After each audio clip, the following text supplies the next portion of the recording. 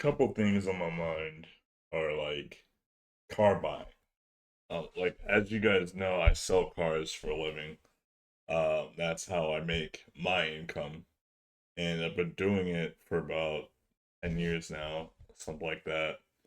And I've seen I've seen some transitions from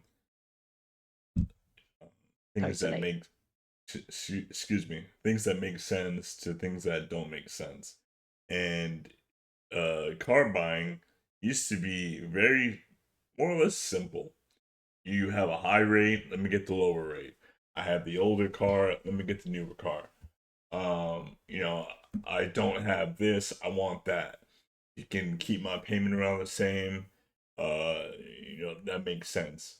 Nowadays, I truly don't understand what the motivation behind some of these car deals are.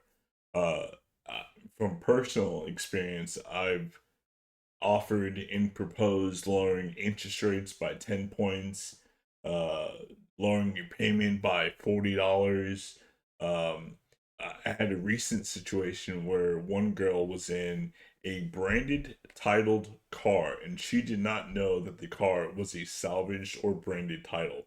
118,000 miles on this thing that she's still making payments on. She had a small balance, but she's still making payments on it. Car needed work, and it was a decade old car. Um, and I offered to put her into a 8 year newer car for $1 less in payment, and she wanted to think about it. The car was $18,000, and over the course of the loan, she probably would have spent $3,000-4,000 in interest. She said the only way that she would do it is if she spent $18,000 over the entire course alone. And I said, Miss, that's not how it happens. That's not how it works. You're thinking of like a 0% loan, which one, the car that you're in right now is not 0%. And two, there is no 0% on pre-owned cars. So, but it's really hard to get the message and the information across to customers.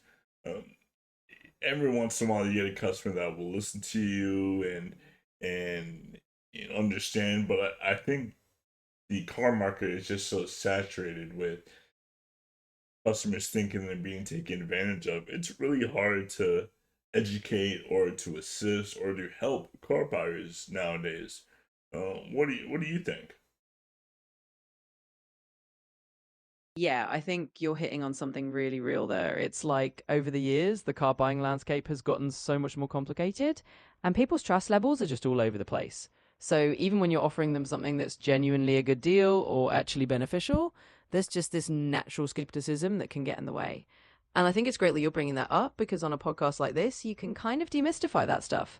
You can talk about it from the inside and maybe help people understand what's actually reasonable and what's not. So yeah, I think you're definitely onto a really interesting topic there. And I'm glad that you said that and justified kind of how I'm feeling because it is difficult to tell people, hey, this is what's going on in the market in the world. This is what we can do.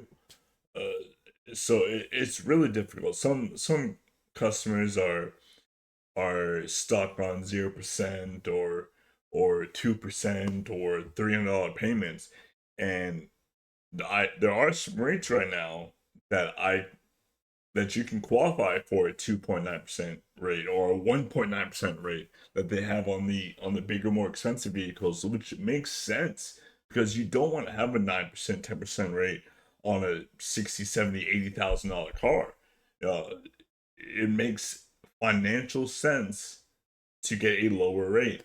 Sometimes, because of how the market was, you might have gotten a higher rate previous, and to get the lower rate, you might need to trade in with negative equity, which isn't the worst thing, especially if you're trading the negative equity for a much lower rate because you're going to be paying off the principal a lot faster and not paying off interest. A great comparison is like, would you buy a house?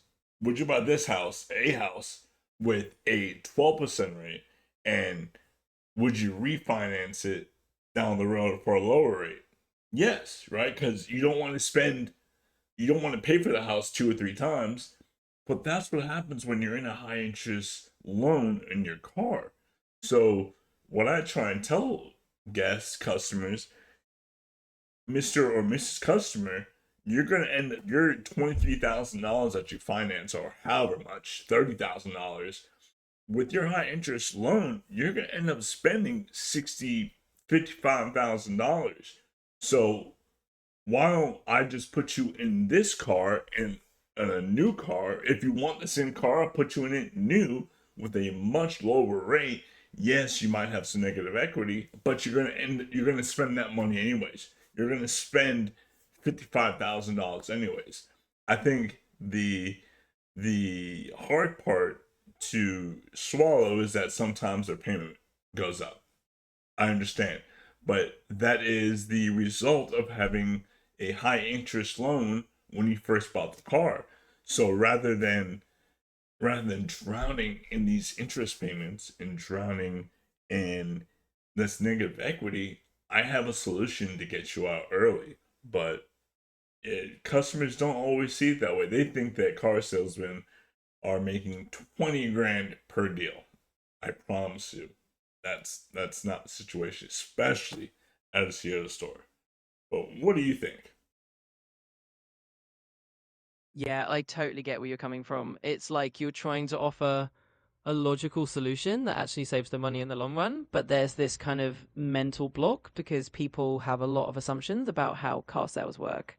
And yeah, it's tough because a lot of customers are just naturally defensive. They assume you're trying to upsell them or they think there's some hidden angle. And the reality is you're actually trying to help them out of a situation where they're paying way too much in interest. So I think that's a really powerful thing to talk about on the podcast because you can kind of break it down and show people, hey, this is what's actually going on behind the scenes. This is how these deals work. And maybe you can kind of build some trust that way. So I think it's a great topic. And I'm definitely on board with how we're explaining it. So I wish there was a tool or a system or something that I could really get this message out to people that are genuinely interested in buying cars and don't know where to buy it from. The problem with the social media thing is that I'm like shotgunning the info everywhere. And don't get me wrong, I want people to know, but at the end of the day, I still need to make money. Make money. I would like if I could generate a customer or two, and but what I do like is the opportunity for that customer to already know me before they meet me. They understand my philosophy. They understand what I'm trying to do. Now, don't get me wrong.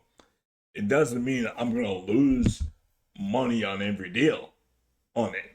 That's just not how a business works.